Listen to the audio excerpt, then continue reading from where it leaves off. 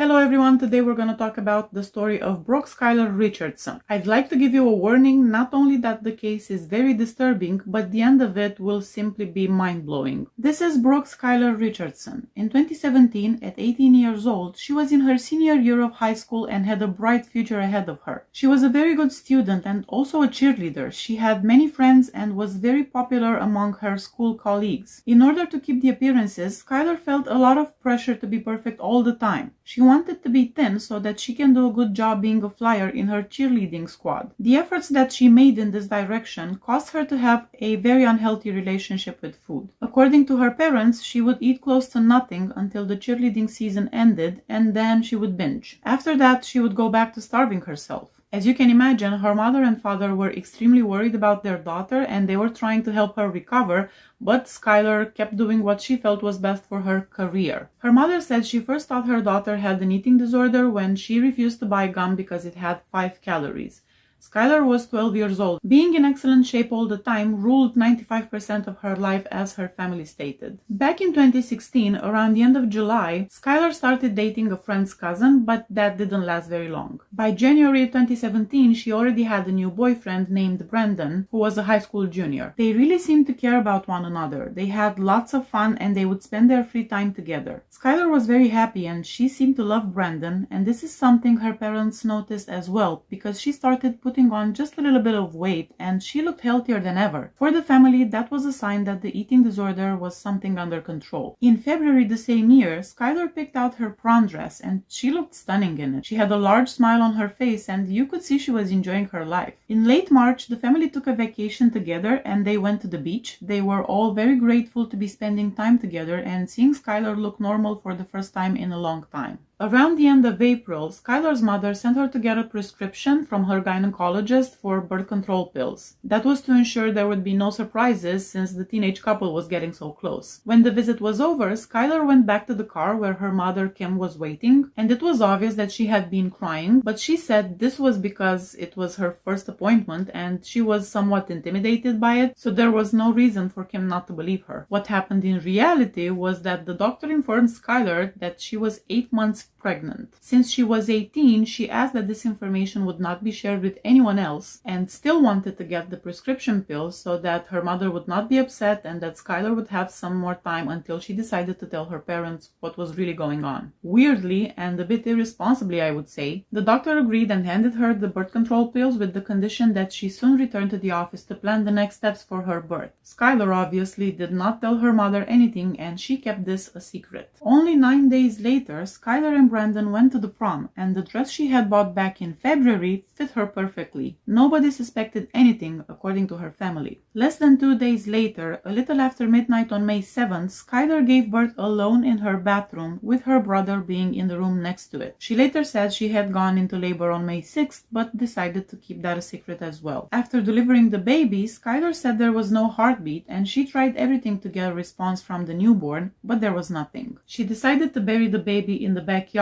and she did not tell a soul about what happened. She just went back to sleep. 2 months later, Skylar went back to the doctor's office to ask for a refill on the prescription. When the doctor asked what happened with the baby, Skylar told her everything. She then went back home. The doctor, however, this time did not keep the secret. The police received the call and they were informed about all of this. They went to the Richardson family home and asked to talk to Skylar, saying it was nothing very serious, she was not in any trouble, they just needed to talk to her for a little bit. When her father Scott drove Skylar to the police station, he never suspected what was wrong. He was not allowed to go in the interrogation room with his daughter, so he waited outside. The detectives told Skylar about the call that they received and she confessed to everything to them as well. She said she gave birth to a stillborn baby girl. She said she couldn't tell anyone, she did not wake up her family, she took a shovel, she dug a shallow grave, and she buried the baby in her backyard. She did say several times that she did not kill her baby, that the baby was stillborn. The interrogation lasted for about 45 minutes and then the Richardson were told the real reason why they were there,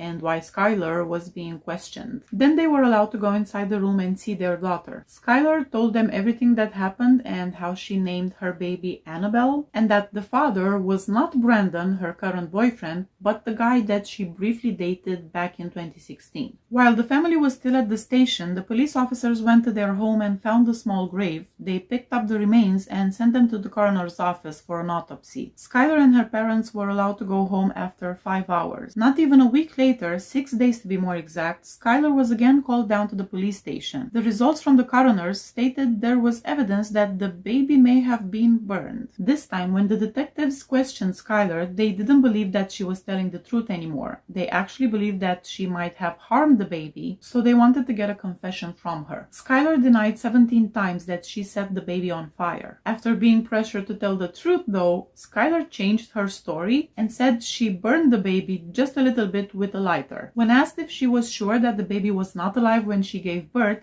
Skylar seemed very confused, and she actually mentioned that maybe Annabelle was moving just a little bit. She might have heard a gurgle, and she noticed her arms just moving around a little. This interrogation took about an hour, and at the end of it, the detectives had plenty of reasons to arrest Skylar. They charged her with reckless homicide. I think she spent about 2 nights in prison at that time, and then she made bail, so she still went back home with her parents. After 2 weeks, the case was presented to a jury, and Skylar was charged with aggravated murder, involuntary manslaughter, endangering children, and gross abuse of a corpse. The belief was that Skylar gave birth to the baby girl, she suffocated her, burned her, then buried her. Let's talk about the evidence for a minute. The defense argued that there was no proof that the baby was born alive. Skylar therefore did not murder the baby, she was just guilty of burying her. They also said that Skylar did not have to cut the umbilical cord, so there was something probably wrong with the baby before she gave birth, and this was, in their opinion, the proof that the baby girl was stillborn. Also, she described the baby as being very white and pale, and this is a common appearance of babies that are not born alive. In a twist of events, the coroner's office actually retracted the statement that the infant had been burned. After a second examination, they said that there was really no sign of that. Also, the family supposedly didn't know anything about Skylar's pregnancy. The prosecutor, however, came up with the following evidence. First of all, they decided to ignore the second report from the coroner's office, and they built the case based on the confessions that Skylar made when being interrogated. They said that Skylar herself admitted that the baby might have been alive, that she held the baby a little bit too tight, and that she tried to cremate her with a lighter. They also found evidence that after finding out she was pregnant, Skylar searched on the internet things like how to get rid of a baby, how to terminate the pregnancy, and how not to have a baby. They also presented messages sent from Skylar to her mother the very next day after giving birth, in which she expresses joy for having her belly back to normal,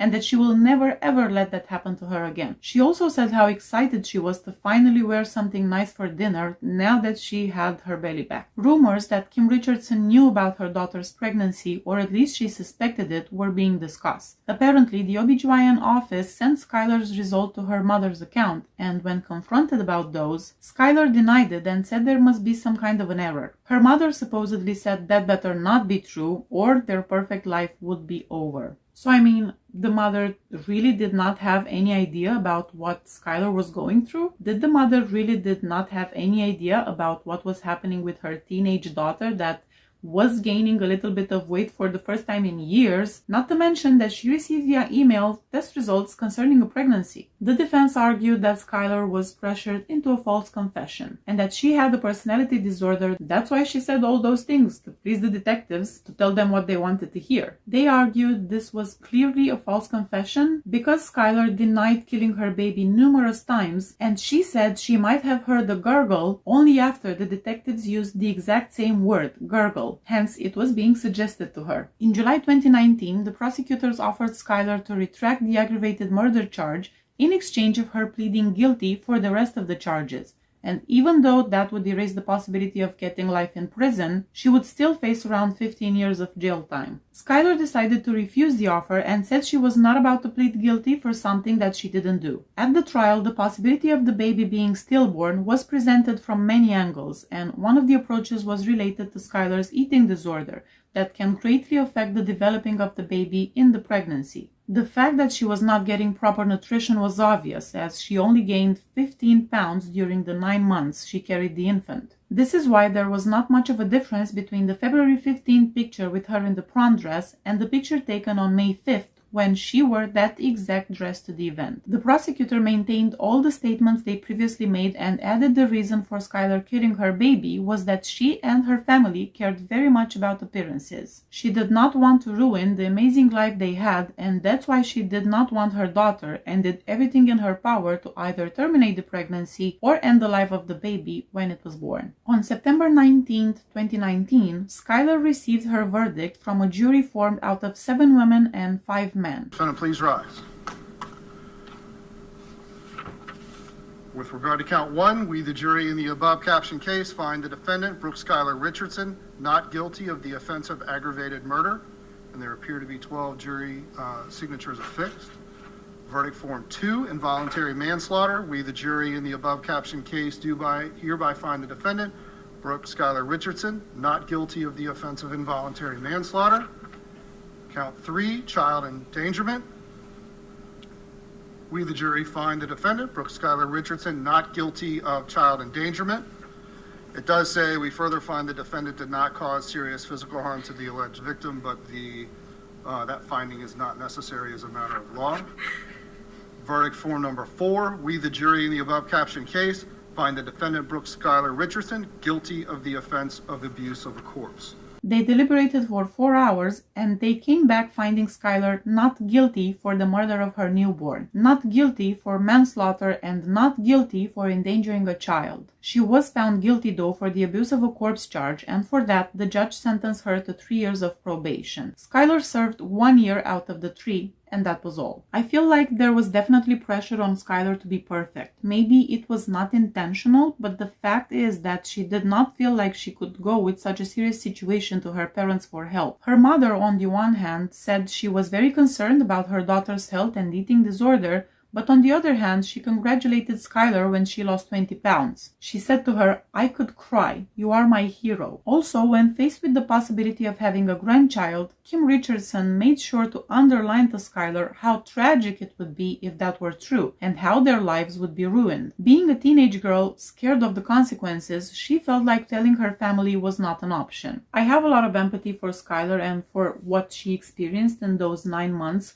Also, thinking about how she gave birth alone without making any noise, probably that was a very traumatic experience for her. However, I am not sure that I can believe she was actually pressured into giving a false confession. The fact that she admitted to everything, paired with the fact that she was looking for ways on how to get rid of the baby once she gave birth, then her excitement and joy the day after burying her baby in the backyard, I feel like maybe there's something more to the story that we don't know, and I'm not entirely positive she did not do anything to harm the baby. At the very least, there is a high probability that she took the birth control pills in an attempt to endanger the pregnancy or maybe suffer a miscarriage. Considering all that, I am sympathetic for her situation, but I do blame her for not being able to stand on her own 2 feet and take responsibility for her baby. She was 18 years old, she was not 15, she was not 16. There are plenty of teenage mothers out there that did an incredible job. They had the baby, they finished high school, they got a job, or they simply gave the baby up for adoption. All these are valid options. Endangering a baby or harming the baby after it was born is not something that should ever cross a mother's mind. While I do agree that monsters are made and not born, I don't feel like Skylar really had such a hard life as to push her to take the actions that she did. She had a nice house, she had an education, she had family, she had friends. Also, the mother was talking openly with Skylar, and she apparently had nothing against her daughter having sex. That's what leads me to believe that what Skylar did was just to maintain her good girl image and to make sure that her life would not change in any kind of way. 3 years of probation do not seem like an appropriate punishment in this case. I can agree that the prosecutors could not give enough evidence that Skylar harmed the baby after it was born, but at the same time, if she did do it, she basically got away with it. I can only hope that she learned from this experience and that she is getting the help that she needs in order to overcome this traumatic experience